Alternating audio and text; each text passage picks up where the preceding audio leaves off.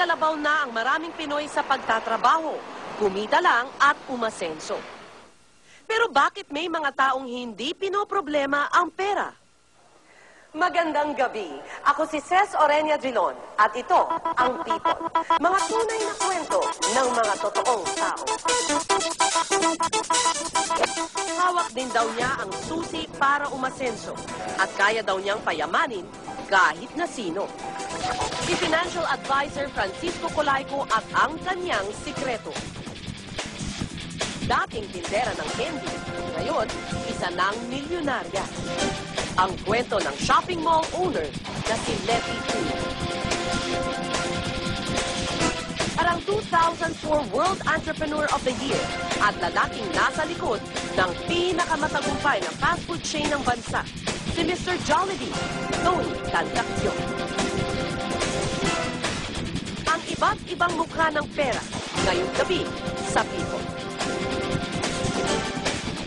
Sa panahon ng krisis, sabi ng isang financial advisor, kahit sino, pwede daw yumaman. Wala raw itong magic at di kailangang instant. Ang maganda pa dito, simple lang daw ang formularyo sa pag-asenso. Sino si Francisco Colayco at ano ang hawak niyang sikreto na magpapabago sa ating buhay? Sa edad na 60, ito ang buhay na matagal nang pinangarap ni Francisco Colayco. Mas kilala sa business world bilang si FJC o Topac sa mga malalapit sa kanya. Mamahalin ang mga libangan sa loob mismo ng kanyang magarang bahay sa Valle Verde. I use the TV, this projection TV for business presentations also. It's also my entertainment center. It's got a surround. It's also the room where I am king. Kayang-kaya na niyang bilhin ang anumang maibigan. Ang garahe, wala ng espasyo para sa kanyang mga mamahaling sasakyan. Maaari natin siyang kainggitan, pero pwede rin nating tularan si Topac. Ang mga sikreto ng kanyang pag-unlad, isinulat niya sa kanyang libro at tinawag itong Wealth Within Your Reach. Pera mo, palaguin mo. The response has been pleasantly amazing, especially among the OFWs in Hong Kong. And surprisingly, even among the academic and even the well-to-do. Matawagan, sabihin sa akin, pare, tinamaan ako sa libro mo. Ano ibig sabihin mo? Parang ako yung pinag-uusapan niyo. So apparently, these common experiences were happening even to those who had money and those who didn't have money.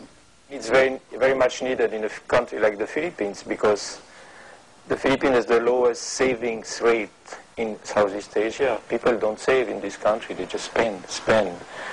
Unfortunately, they don't spend for something that is productive. Ito daw ngayon ang Biblia ng mga gustong umunlad sa buhay. The element of generosity. He wanted to be able to give a lot of things to people. Together with that generosity is his love for the poor. So, because he was always concerned about them. So, pagsamahan mo yung dalawa, lalabas itong libro niya. Laking tondo si Francisco o Topac sa kanyang mga kababata. Di na niya nakita ang kanyang ama. Namatay ito nang sanggol pa siya.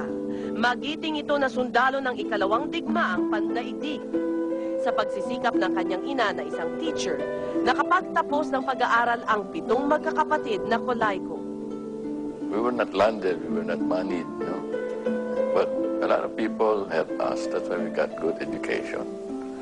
Lalo yung mga eskwela, yung mother ko, kasi ang values ng mother ko matindi.